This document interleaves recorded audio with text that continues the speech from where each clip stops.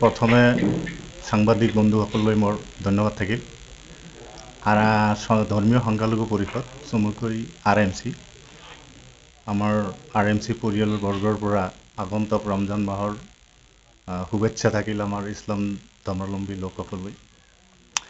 আজি আমি সংবাদ মাধ্যমত বহাৰ এটাই কাৰণ যে আমি RMCৰ আগন্তুক দিনৰ কিছুমান কাৰ্যসূচী লৈ আমি প্ৰত্যেকটা ডিষ্ট্ৰিক্ট যেনেকৈ পৰ্বতঝৰা, আমাৰ কোকৰাঝাৰ, শালবাৰী, বিজনী, তাৰপিছত মছলপুৰ, ইফালে চিৰাং বহি আমি আমাৰ আগন্তুক কিছুমান কাম কাজৰ বিষয়ে আলোচনা কৰিলোঁ।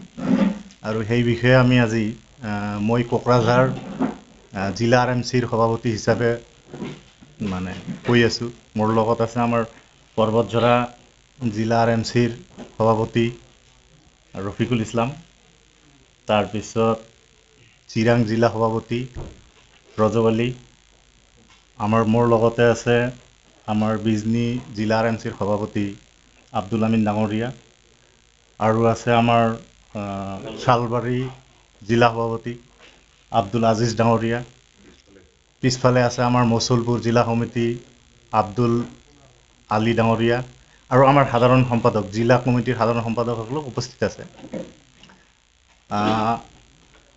বিশেষ একো উদ্দেশ্য নাই, হয়তো দুই এদিন আমি ফেচবুকত কিবা এটা পালোঁ যে RMC ভাগ হ'ল নেকি হয়তো আমি আজিলৈকে বুজা নাই, কিন্তু RMC ভাগ হোৱা নাই।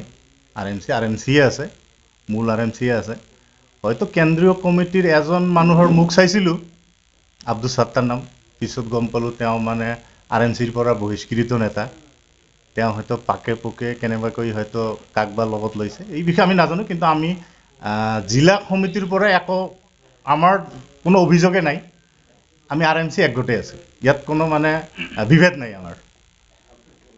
আৰু আমাৰ সভাপতি হিচাপে আমাৰ কেন্দ্ৰীয় সমিতিৰ সভাপতি হিচাপে আব্দুল আৱাল মণ্ডল ডাঙৰীয়া, আৰু সাধাৰণ সম্পাদক হিচাপে আছে শাহজান আহমেদ ডাঙৰীয়া, আৰু আমাৰ RMCৰ আগৰে উপসভাপতি আছে যেনেকৈ ফজল আলী আহমেদ, আশ্ৰফ আলী, নজৰুল ইছলাম, আৰু দুই চাৰিজন আছে।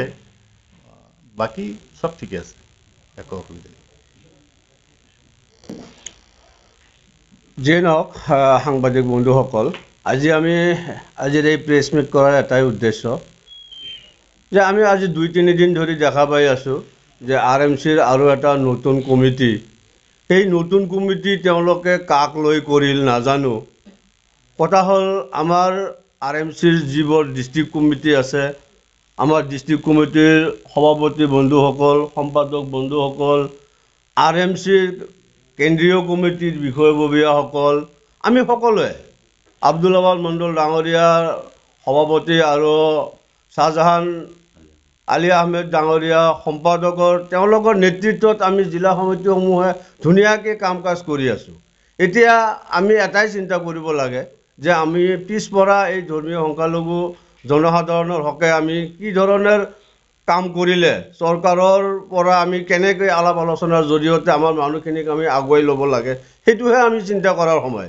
যিহেতু অহা 2-4 মাহ পিছতেই আমাৰ পৰিষদীয় নিৰ্বাচন আহি আছে, গতিকে এই ক্ষেত্ৰত কোনোবা ৰাজনৈতিক দলৰ চক্ৰত পৰি বা তেওঁলোকৰ আমাক RMCক যে এটা দুভাগ কৰাৰ এটা চিন্তা কৰি থকা যেন আমাৰ এটা অনুমান হৈছে। গতিকে যিসকলে নতুনকৈ কমিটি বনাইছে, এয়া আমাৰ RMC নহয়, তেওঁলোকে যদি কোনো ৰাজনৈতিক দলৰ ছত্ৰছায়াত কিবা এটা NGO বনাইছে বা তেনেকুৱা কিবা এটা গোট বনাইছে, সেইটো আমাৰ ক'বলগীয়া নাই।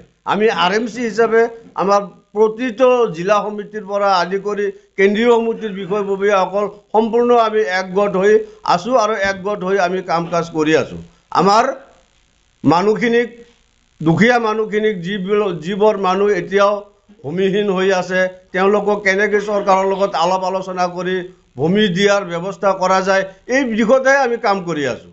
RMCক লৈ যে কোনোবাই কুটিল ৰাজনীতি কৰি আছে, সেইটো আমি কেতিয়াও ভাবিবই পৰা নাই।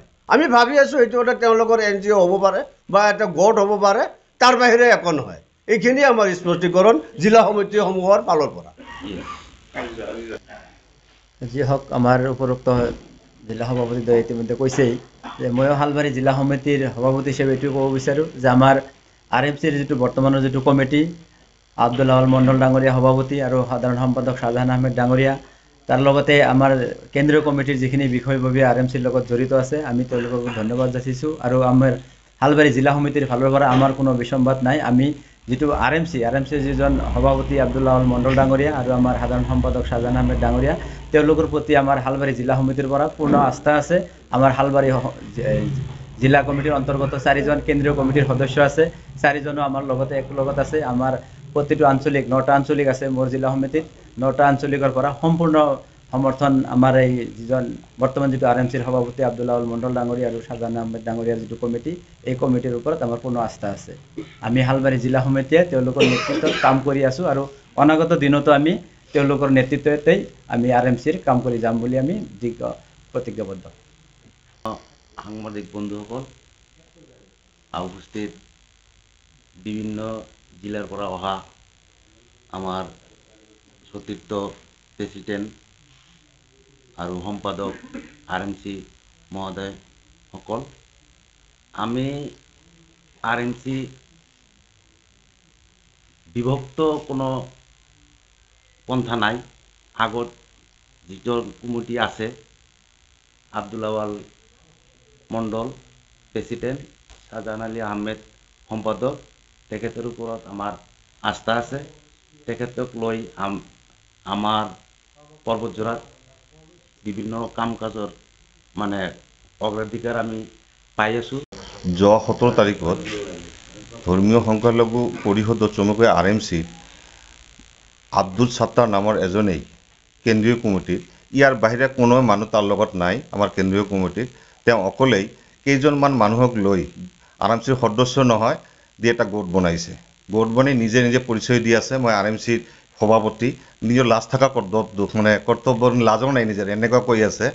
কিন্তু তাক আমি গৰিহণা দিছোঁ আৰু ভৱিষ্যত আমাৰ RMCৰ নাম লৈ তেওঁ পৰিচয় দিব নালাগে। তেওঁ বেলেগ সংগঠন কি কৰে আমাৰ আপত্তি নাই, কিন্তু RMCৰ লৈ যদি নাম লয় তাক আইনমতে ব্যৱস্থা লোৱা হ'ব।